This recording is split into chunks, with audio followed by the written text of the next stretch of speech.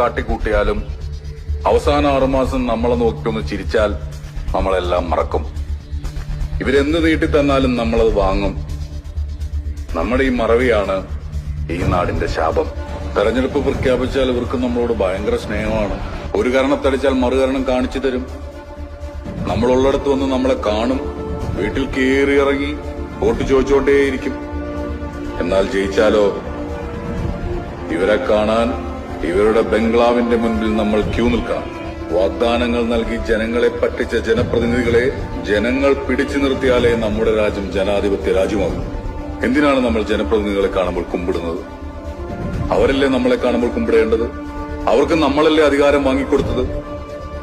ഓരോ തെരഞ്ഞെടുപ്പിനും കോടികളാണ് ചെലവഴിക്കുന്നത്. എന്തിന്? ജനങ്ങളുടെ മനസ്സിൽ ഇടം പിടിച്ച നേതാവിന്റെ നേട്ടങ്ങൾ കാണാൻ ഫ്ലെക്സ് അടിച്ചും പോസ്റ്റ് അടിച്ചും കോടികൾ. പരസ്യം. സർക്കാരിന്റെ നേട്ടങ്ങൾ ഫ്ലെക്സ് ബോർഡിലൂടെ വായിച്ചല്ല ജനങ്ങൾ മനസ്സിലാക്കേണ്ടത്. അവനവന്റെ അനുഭവത്തിലൂടെ മനസ്സിലാക്കണം. അവർ എന്ത് ചെയ്തു, അവർ നമുക്കെന്ത് ചെയ്തു. 5